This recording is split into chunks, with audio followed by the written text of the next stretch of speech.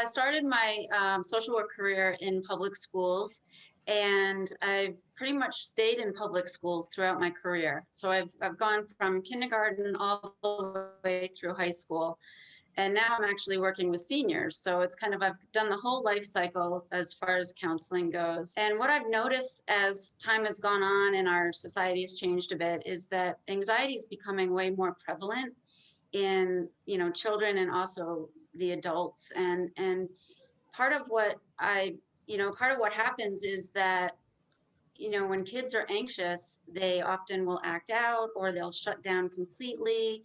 It leads to a lot of school phobia. I dealt with that a lot, and also social phobia, because kids are not really taught initially how to regulate their emotions or their bodies. So if a kid is acting out, oftentimes it sounds like you can sort of relate that back to something deeper that's going on. Yeah, well, I think that what it comes down to, Amanda, is that we aren't necessarily taught about our central nervous system and how our bodies relate to the world and how we relate to each other through our bodies.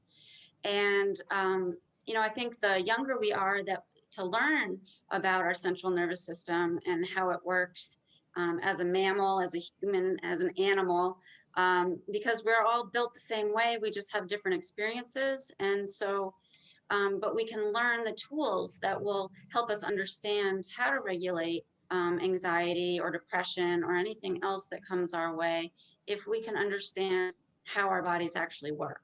You've built some of those tools into this book, The Bear in the Chair. Tell me, who is this for? What age group is this for? That is intended for around 4 to 7 year olds, which is quite young.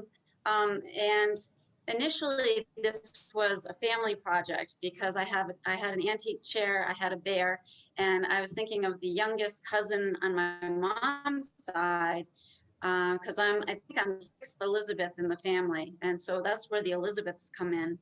But I wanted to get the bear, the chair, and the book to the youngest person in the family, and she's 4.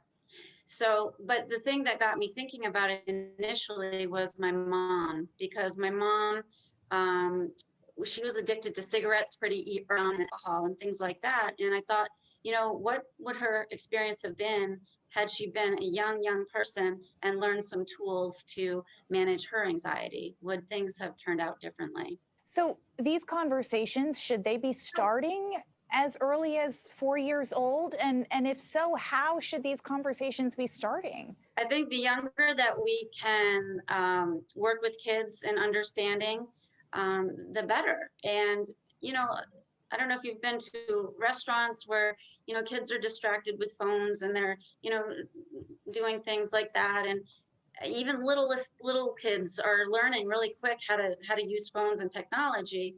So they pick up things really well.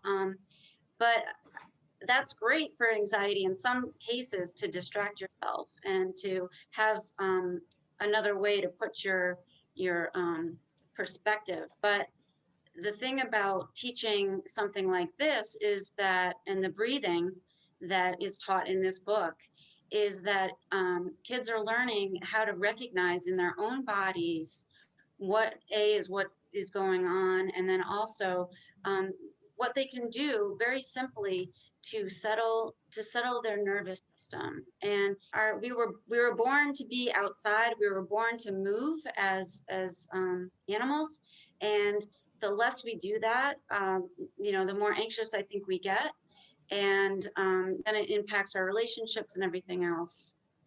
So it can't start too soon. You talked about the breathing exercises, but what other tools are built into the bear and the chair? Well, we're learning that once we can settle and regulate our emotions and not freak out and actually be in tune with our bodies, then we are able to engage with each other in a way that is friendly, effective, loving, and good for everybody involved.